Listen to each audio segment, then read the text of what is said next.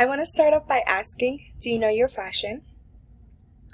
And by that I mean, do you know where your clothing was manufactured, who it was manufactured by, how sustainable it was, and how good or bad it was for our environment? So just a brief history about fashion. Fashion design originated obviously from the beginning since we started wearing clothes. But in 1826, there was a guy named Charles Frederick Worth, and he was a draper. He also was a tailor, and he was the first person to sew his label onto clothing, and that was the first fashion house in Paris.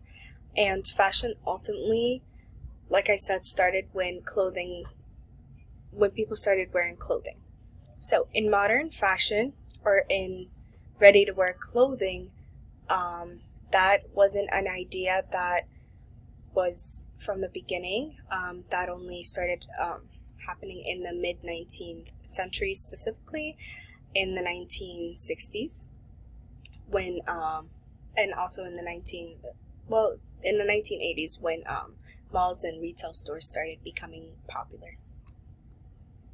So a little bit about fast fashion. Fast fashion are trends that are very brief. They're not going to stick around. They're pieces that are only trendy and aren't really timeless. You won't be able to wear them within the next few years. You're probably, with how fast things have been going, it's only going to be okay to wear for a few months. I mean, you can wear it after that. It's just not going to be trendy anymore. So usually with fast fashion, they copy big designers' clothing, or you'll see it as a dupe or a duplicate on their website. So places like Fashion Nova and Shein, they do a lot of copying, and when you scroll over on their website, you can see them having a piece that a celebrity just posted on Instagram on their website up for sale. And the fact that they can do that within minutes or days is insane, because it means their factory workers are probably not working in great conditions. They are using cheap materials. They're using cheap dyes. Most cases, they are using child labor. And fast fashion also impacts our environment, and the use of cheap materials and toxic dyes are very harmful for our planet. And with the cheap materials, you end up needing to buy more and more and more, which means more production and more waste. And in fact, the fashion industries are one of the largest polluters of clean water, and not just in the US. This is for pretty much everywhere. So, what are some places you can shop at, or what are things you can look for when you're shopping?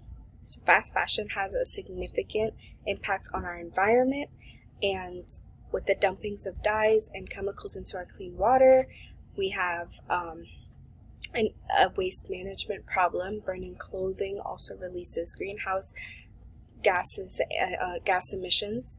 And when we're shopping online, we just need to be careful about where the clothing was made, how it was made, and the conditions it was made in.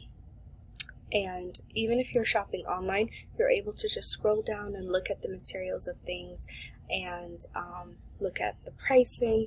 A lot of the cheaper things are made with a poor quality fabric, which means you're not able to wear it for a long time either.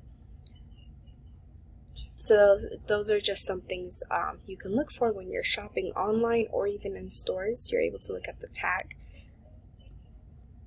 So how can we create better shopping habits?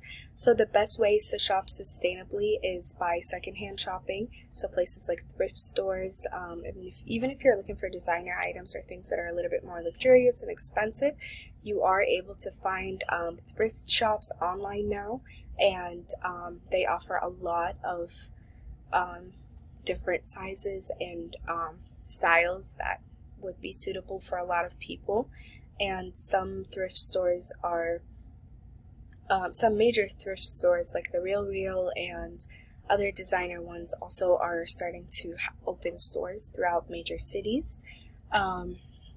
If you don't end up wanting to buy secondhand, there are a lot of sustainable designers, and I would recommend buying timeless pieces that you know you will be wearing for a very long time and they won't be out of style, not the trendy things.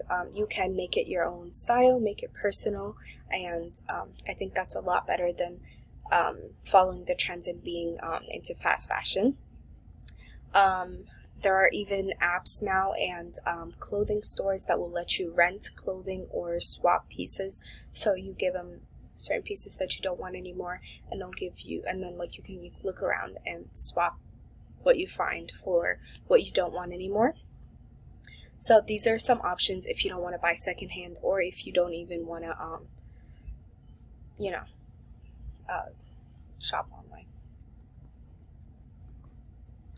I wanted to close off the presentation by showing you guys a timeline of fashion throughout the years. So as you can see, from the 1500s up until the 1900s, women were wearing big garments, and men were mostly wearing pants and jackets, at some point skirts and heels. And then when we go into the 1900s, we start to see a shift in fashion where women are wearing skirts still, but they're not as big. And then men are also wearing shorter clothing and still pants. That was always a staple.